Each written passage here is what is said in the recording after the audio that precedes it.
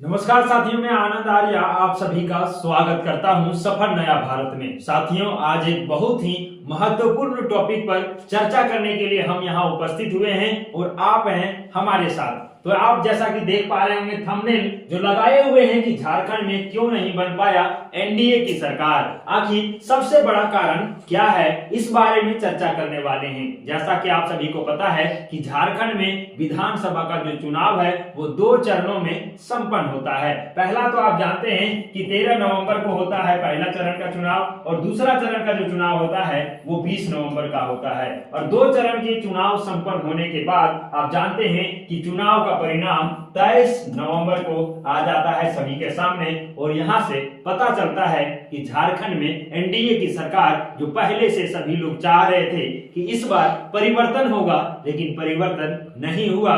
जैसा पहले था उसी प्रकार से फिर से जो सरकार थी वही सरकार फिर से आने वाली है। तो इसी के ऊपर हम विशेष आज विश्लेषण करने वाले हैं। तो चलिए आपको हम लेकर के चलते हैं जो परिणाम कल के डेट में यानी कि 23 नवंबर को आया है सभी के सामने। वहां से सब कुछ क्लियर हो जाता है, और क्लियर ये हो जाता है कि जैसा कि आप जानते हैं झारखंड में टोटल विधानसभा का सीट 81 है, और 81 में से सभी सीटों पर चुनाव हुआ, और चुनाव आने के बाद उसका जो नतीजा आप देखेंगे तो झारखंड मुक्ति मोर्चा के खाते में 34 सीट जाते हुए नजर आया। वहीं पे भारतीय जनता पार्टी के झोली में 21 सीट गया है, और इंडियन नेशनल कांग्रेस के खाते में 16 सीट गया है, और आरजेडी के खाते में 4 सीटें, और सीपीआई माले के खाते में 2 सीटें हैं, और यहीं आजसू पार्टी के खाते में 1 सीटें हैं, और लोजपा रामविलास पार्टी के खाते में 1 सीटें जाते हुए नजर आता है। इस प्रकार से आप यदि देखेंगे ये सारी पार्टियों का यहाँ पे विश्लेषण किया हुआ है, और टोटल जो सीट है वो दिखाया गया है।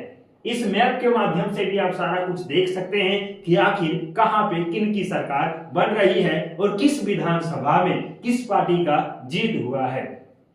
तो इस प्रकार से आपने देखा कि जहां से समीकरण बनता हुआ दिख रहा था, रुझान पहले यदि आप देखेंगे तो भारतीय जनता पार्टी के फेवर में जा रहा था, लेकिन जैसे जैसे काउंटिंग का सिलसिला आगे बढ़ता गया तो आप देखें कि जेएमएम के खाते में, या फिर यूं कहें कि इंडिया गठबंधन, एक तो एनडीए गठबंधन था और दूसरा इंडी गठबंधन था, और इंडी गठबंधन के खाते में ज्यादा सीट जाते हुए नजर आया, और लोगों का जो है वर्चस्व इस प्रकार से बढ़ता गया, और लोग जिस प्रकार से खुशी मना रहे थे उसी प्रकार से दुखी होते हुए चले गए। और अब जो है विधानसभा का जो रुझान है आप देख पाएंगे कि जो शपथ लेने की जो बात कही गई है, और इस बार झारखंड में जो सरकार बनने की बात कही गई है वो 26 नवंबर को शायद हो सकता है कि शपथ ग्रहण समारोह हो। और आप देखते हैं भारतीय जनता पार्टी, और वहीं पे आप देखेंगे झारखंड मुक्ति मोर्चा और भारतीय जनता पार्टी के साथ कांग्रेस का जो संबंध है वो कुछ अच्छा खासा आपको देखा होगा कि बिगड़ते हुए नजर आता है। कहीं भी आप देखेंगे वो रुझान नहीं रह पाता है, सहमत का रुझान नहीं रह पाता है। लेकिन आपके बीच में जो चर्चा हम करने के लिए उपस्थित हुए हैं कि आखिर क्यों झारखंड में एनडीए की सरकार नहीं बन पाई, क्योंकि आप जानते हैं कि जब 2019 में इलेक्शन हुआ था उस समय की जो सरकार बनी थी जेएमएम की सरकार, और हेमंत सोरेन उस समय यहाँ के मुख्यमंत्री बनकर के आए थे, और जब 2024 में चुनाव हुआ तो आप जानते हैं कि परिणाम फिर हेमंत सोरेन के पक्ष में, यानी कि मुख्यमंत्री के दावेदार हेमंत सोरेन हो सकते हैं या फिर कल्पना सोरेन हो भी सकते हैं, यह अभी कंफर्म नहीं हुआ है। अब हम बात करते हैं कि आखिर रीजन क्या रहा, क्यों नहीं बन पाया एनडीए का सरकार। यदि आप देखेंगे तो हेमंत सोरेन जब अपना शासन काल में कुछ भी ऐसा काम नहीं करते हैं, जितना भी इन्होंने वादा किया था, जितना भी कमिटमेंट किया था, जितना भी इनका मैनिफेस्टो था, उतना ये कुछ भी उतना नहीं कर पाते हैं। लेकिन जब चुनाव करीब आता है तो उससे 3 महीना पहले एक योजना ले आते हैं, झारखंड मुख्यमंत्री मैया सम्मान योजना।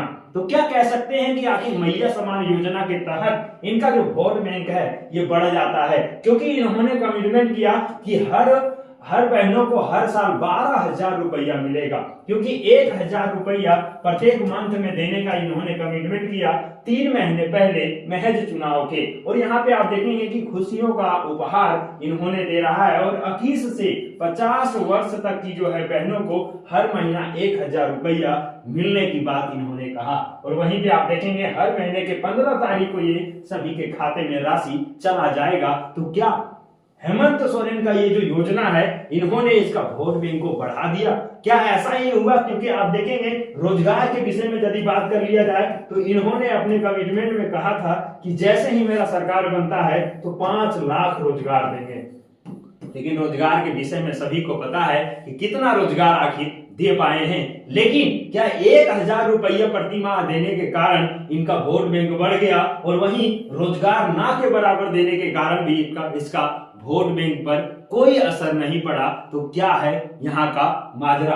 अब आपको हम लेकर के चलते हैं कि जैसे ही इन्होंने 3 महीने से भारतीय जनता पार्टी के तहत आप देखेंगे 3 महीने जेएमएम ने 1000 रुपया दिया, वहीं भारतीय जनता पार्टी ने अपने मैनिफेस्टो में कहा कि हमारा मतलब कि बीजेपी का जैसे ही झारखंड में सरकार बन जाता है तो गोगो दीदी योजना, एक योजना का इन्होंने लॉन्च किया, अनाउंस कर दिया और बोला कि जैसे ही हमारी सरकार बनता है तो गोगो दीदी योजना के तहत हम हर माता बहन को 2100 रुपया प्रति माह देने का कोशिश करेंगे और देने की वादा करेंगे। तो इस प्रकार से आप देखेंगे यदि आप सालाना तो 25,000 रुपया हो जाता है साल भर में। तो इन्होंने कहा था भारतीय जनता पार्टी ने। तो यहाँ पे आप देख पाएंगे कि दोनों में अंतर क्या रह गया। ये तो 1000 रुपया दे रहे हैं और ये देने का वादा की वो भी इससे डबल से कहीं ज्यादा रुपया देने की बात भारतीय जनता पार्टी करते हैं। लेकिन असर यहाँ पे ये दिख जाता है कि झारखंड की जितनी भी महिलाएं हैं उनके खाते में 3 महीना का राशि पहुंचता है, यानी कि 3000 रुपया पहुंचता है। वहीं कुछ महिलाओं के खाते में जिस प्रकार से ऑनलाइन किए तो किसी के 1 महीना का, किसी का 2 महीना का पहुंचा, लेकिन अधिकतर 3 महीना का पहुंचा। लेकिन भारतीय जनता पार्टी जब सरकार बनती तब से ये योजना देती तो कहीं ना कहीं महिलाओं के माइंड में ये घर कर गया कि 1000 रुपया जो आ रहा है, यदि इसकी सरकार रहा तो हमारा रेगुलर आते रहेगा। लेकिन इस पर विश्वास नहीं किया। आपके नजर में क्या लगता है कि आखिर क्या कारण रहा होगा कि ये झारखंड में बीजेपी की सरकार नहीं बनकर के फिर से जेएमएम और गठबंधन की सरकार बनने जा रहा है? आपका क्या प्रतिक्रिया होगा? क्या यहाँ पे रोजगार मायने नहीं रखा? क्योंकि आप देखेंगे रोजगार के विषय में 5 साल में कोई काम झारखंड में नहीं हुआ है। झारखंड में बेरोजगारी बढ़ते जा रहा है और रोजगार न के बराबर लोगों को मिल रहा है। आपका क्या प्रतिक्रिया होगा कि आने वाले 5 साल में क्या फिर से वही तंज झेलना पड़ेगा? युवाओं को यहाँ पे बेरोजगारी के जो हालात हैं उसी के तहत रहना पड़ेगा, या फिर 5 साल में रोजगार के विषय में कुछ काम होगा? आपका क्या प्रतिक्रिया है कमेंट बॉक्स में जरूर बताइए। और एक प्रश्न के साथ आपको छोड़े जाएंगे कि आखिर झारखंड का विकास किस प्रकार से हो सकता है, या फिर आने वाले 5 साल झारखंड उसी प्रकार से रहने वाला है जिस प्रकार से अभी तक है? आपका क्या प्रतिक्रिया है कमेंट में जरूर बताइएगा। आपसे मिलते हैं अगले वीडियो में, तब तक के लिए धन्यवाद।